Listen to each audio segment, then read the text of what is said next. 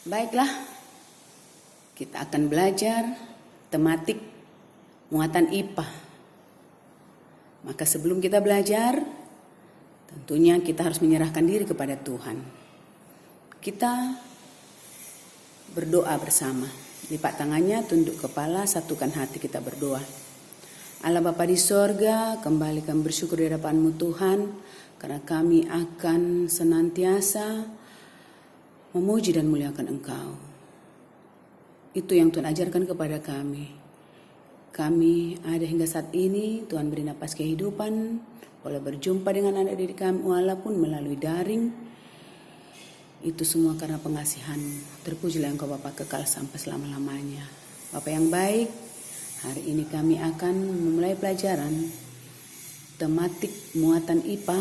Mari tuntun bimbing kami ya Bapa, sehingga kami boleh melakukannya dengan baik dan bermanfaat bagi kehidupan anak didik kami. Dan memulai pertengahan bahkan mengakhiri, Tuhan senantiasa bersama kami. Ampuni kami Tuhan atas segala dosa pelanggaran kami, agar setiap pujian dan permohonan kami Tuhan layakkan. Dalam nama anak-Mu Yesus Kristus kami serahkan doa kami. Terimalah ya Bapa. Amin. Ya, kita sudah selesai berdoa. Kemudian kita masuk ke kehadiran. Pasti tadi pagi jam pertama, kedua, ketiga kalian sudah di absen. Dan teacher pastikan kalian sudah ada dalam grup ini untuk mengikuti pembelajaran, yaitu mulai dari pembelajaran keempat, 5 dan 6. Waktu selama daring hanya 25 menit per pertemuan. Maka 3 kali 25 berarti 75 menit. Itulah yang akan kita pakai dalam proses pembelajaran tematik muatan IPA. Baik, kita akan masuk ke tema 1 yang mungkin sudah kalian dengar sebelumnya, yaitu selamatkan makhluk hidup. Selamatkan makhluk hidup. Kita sudah tahu ada berapa macam makhluk hidup di muka bumi ini. Ada 3, yaitu manusia, hewan, dan tumbuhan. Nah, kita yang akan menyelamatkan makhluk hidup melalui beberapa cara. Ini yang akan kita ulas atau kita pelajari pada hari ini. Nah, coba cermati atau lihat di papan tulis. Ya, di sini teacher sudah bikin perkembangbiakan tumbuhan. KD 31 dan 41. Nah, ada 2 macam perkembangbiakan tumbuhan, yaitu 1, perkembangbiakan secara generatif. Perkembangbiakan secara generatif tanpa melalui perkawinan. 2, perkembangbiakan secara vegetatif. Perkembangbiakan secara vegetatif tanpa melalui perkawinan. Nah, kita akan masuk di perkembangbiakan generatif. Perkembangbiakan generatif diawali dengan proses penyerbukan. Alat perkembangbiakan generatif pada tumbuhan adalah bunga. Nah, kita akan pelajari secara detail tentang bagian-bagian daripada bunga. Terdiri dari, nah perhatikan gambar bunga. Perhatikan gambar bunga, lihat nanti cari gambar bunga. Nah, coba di situ, di yang sudah saya tunjukkan ini, di gambar bunga. Bagian-bagian bunga terdiri dari 1, ada mahkota, ada benang sari, ada putih, ada kelopak, ada dasar bunga, juga ada bakal biji dan tangkai bunga. Itulah bagian-bagian daripada bunga. Sekali lagi, mahkota, benang sari, putih, kelopak, bakal biji, dasar bunga dan tangkai bunga. Nah, di dalam bagian-bagian bunga itulah terdapat alat kelamin jantan dan alat kelamin betina. Alat kelamin jantan pada tumbuhan adalah benang sari, sedangkan alat kelamin betina pada tumbuhan adalah putik. Nah, kemudian kita masuk ke penyerbukan. Penyerbukan kamu sudah pasti mengerti pengertian dari penyerbukan. Penyerbukan adalah jatuhnya serbuk sari yang berasal dari benang sari di kepala putik. jatuhnya serbuk sari di kepala putik. Itulah yang dimaksud dengan penyerbukan. Nah, penyerbukan dibedakan menjadi 2 jenis, yaitu, perhatikan, teacher sudah siapkan tadi, yaitu penyerbukan dibedakan menjadi 2 jenis, yaitu 1, penyerbukan berdasarkan asal serbuk sari, yaitu 1, penyerbukan sendiri, 2, penyerbukan tetangga, 3, penyerbukan silang, 4, penyerbukan bastar. Nah, pengertian-pengertian daripada penyerbukan itu akan kamu pelajari atau akan kamu tahu di halaman buka buku LKS-nya nanti. Sebelum masuk ke pembelajaran ini, kalian terlebih dahulu literasi baca. Jadi sehingga mudah untuk menyerap pelajarannya. Penyerbukan sendiri yaitu jatuhnya serbuk sari ke kepala putik yang berasal dari bunga itu sendiri. Kita ada bunga, di dalam bunga itu kan ada benang sari, di benang sari ini ada serbuk sari, kemudian ada putik, kepala putik ini. Jadi serbuk sari itu jatuh di kepala putik bunga itu sendiri, masih 1 tangkai dia. Nah, kemudian ada yang kedua yaitu penyerbukan tetangga. Nah, 1 pokok bunga ada beberapa bunga. Nah, kalau tetangga berarti serbuk sari yang dari bunga yang 1 ini jatuh ke bunga yang lain. Nah, itulah penyerbukan tetangga. Jadi penyerbukan tetangga adalah serbuk sari jatuh ke kepala putik bunga yang lain tetapi masih dalam 1 pohon.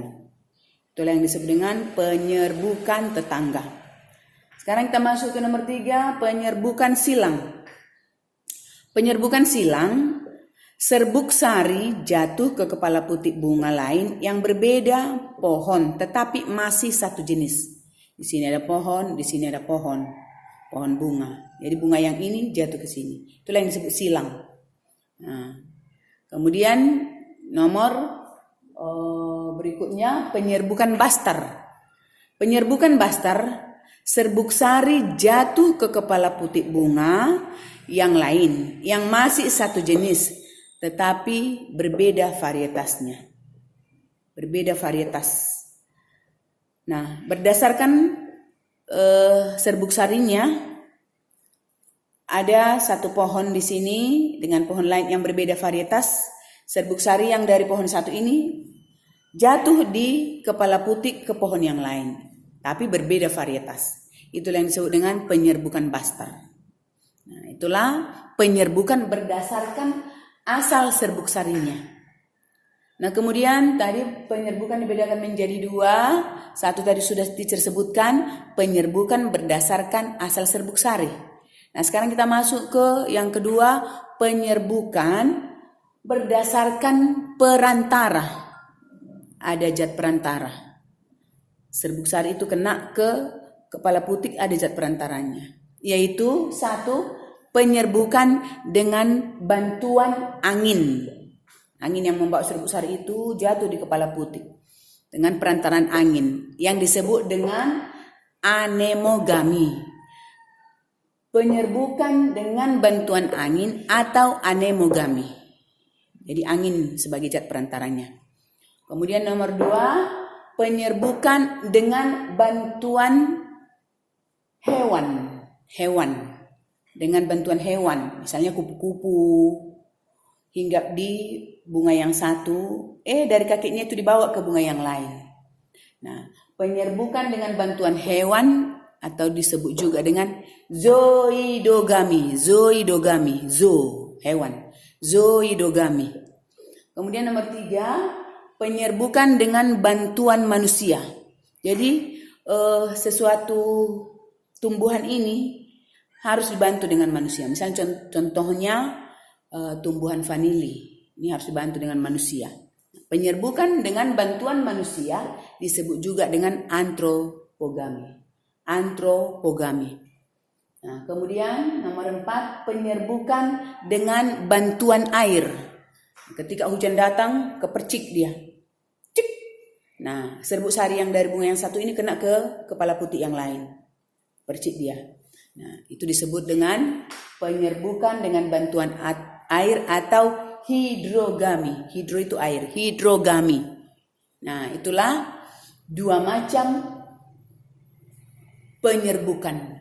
Penyerbukan, satu tadi penyerbukan berdasarkan asal serbuk sari, dibedakan juga dengan 4 macam, yaitu penyerbukan sendiri, penyerbukan tetangga, penyerbukan silang, dan penyerbukan bastar. Yang kedua, penyerbukan berdasarkan perantara. Ini juga ada 4, yaitu dengan bantuan angin atau anemogami, dengan bantuan hewan atau zoidogami, dengan bantuan manusia atau antropogami, dengan bantuan air atau hidrogami. Nah, cukup jelas ya nak? Nah, kemudian masuk kita ke pembagian yang kedua tadi. Ada 2 macam perkembangbiakan tumbuhan. Satu generatif sudah tadi ya, sudah teacher jelaskan tadi. Generatif sudah kita jelaskan tadi melalui perkawinan. Melalui perkawinan, alat perkembangbiakan pada tumbuhan yang melalui generatif adalah bunga. Pada bagian-bagian bunga inilah alat perkembangbiakannya atau alat kelaminnya. Itu tadi sudah cukup jelas. Nah, kemudian kita masuk ke perkembangbiakan vegetatif. Perkembangbiakan vegetatif yaitu perkembangbiakan tanpa melalui perkawinan. Nah, berbeda tadi kan generatif melalui perkawinan, vegetatif tanpa melalui perkawinan, hanya melibatkan satu induk saja. Itulah vegetatif. Nah, untuk vegetatif, kita akan pelajari secara detailnya, yaitu perkembangbiakan vegetatif dikelompokkan menjadi 2 bagian besar. 1, perkembangbiakan vegetatif alami. Vegetatif alami berarti alam, sudah tersedia di alam. Vegetatif alami tanpa campur tangan manusia, sudah tersedia di alam, dia dengan sendirinya. Nah, vegetatif alami yaitu ada 7. Ada juga yang bilang 8. Sini teacher sebutkan 7. Nah, yaitu 1, tunas, 2, spora, 3, umbi batang, 4, umbi lapis, 5, akar tinggal atau rizoma, 6, tunas aventif, 7, geragi atau stolon. Kemudian dulu kalau ditambah pun itu boleh, yaitu membelah diri. Membelah diri juga ada tumbuhan. Nah, itulah perkembangbiakan vegetatif alami. Dia dengan sendirinya sudah ada tanpa bantuan manusia. Itulah yang disebut dengan vegetatif alami. Nah, kemudian vegetatif perkembangbiakan vegetatif yang kedua tadi kan kelompokkan menjadi 2 bagian besar. 1 vegetatif alami. Vegetatif alami ada 7 atau 8. Saya teacher sebutkan tadi satu persatu. Nanti ulangi lagi, putar videonya, ulangi lagi. Nah, kemudian kita masuk ke perkembangbiakan vegetatif buatan. Namanya buatan berarti ada yang bertindak atau melakukan atau berbuat. Itu berarti dengan bantuan manusia. Dengan campur tangan manusia lah dia bisa berkembang biak. Nah, perkembangbiakan vegetatif alami tadi sudah teacher sebutkan. Sekarang kita sebutkan lagi jenis-jenis perkembangbiakan vegetatif buatan, yaitu 1, cangkok. Nah, udah pernah dengar cangkok kan? Mencangkok lah. Nanti teacher akan tunjukkan rujukan bacaan materinya. Kemudian 2, okulasi atau tempel. Kemudian nomor 3, stek. Stek itu dipotong-potong. Stek ada 2 jenis, stek batang dan stek daun. Stek batang dan stek daun. Kemudian merunduk. Dia merunduk dirundukkan dan ke 5 sambung pucuk atau enten, mengenten lah namanya. Nah, itulah perkembangbiakan tumbuhan secara umum. Tadi teacher sudah sebutkan perkembangbiakan secara umum daripada tumbuhan ada 2. 1 generatif melalui perkawinan, 2 vegetatif tanpa melalui perkawinan. Itu dia, simaklah itu dengan baik. Nah, sebelum pelajaran ini kita ulas atau kalian dengar, sebaiknya baca dulu yang terdapat pada halaman 8 LKS. Itu sudah cukup jelas itu. Halaman 8 sampai 9 LKS yang sudah dibagikan gurumu. Kemudian halaman 16 sampai 17.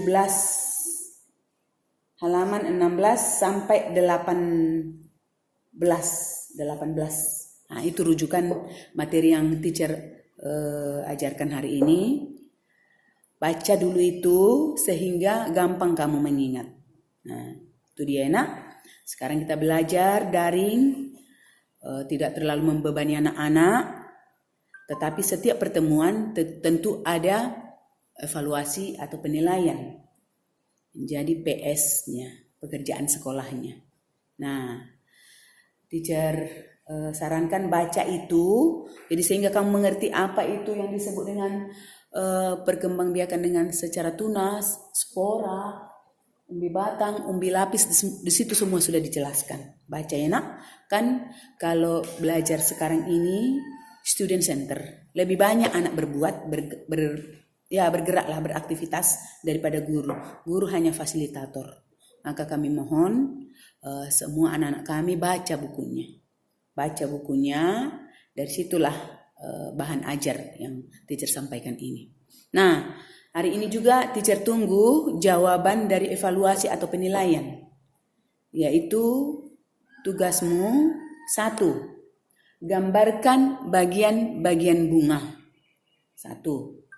2. Tuliskan keuntungan dan kerugian mencangkok. Kerugian dan keuntungan mencangkok atau dahulu lah ya kamu tuliskan keuntungannya ya. Keuntungan mencangkok, jawabannya itu boleh kamu baca di halaman 17. Baca halaman 17, kamu tulis, lalu kirim ke teacher ke japringnya. Japri teacher aja ya sayangnya. Itulah pembelajaran kita di satu hari ini, yaitu tematik IPA. Semoga bermanfaat bagi anak-anak kami dan kiranya tetap semangat mengikuti proses pembelajaran berikutnya. Sampai jumpa di minggu depan, karena tematik IPA hanya sekali seminggu, 3 jam pembelajaran.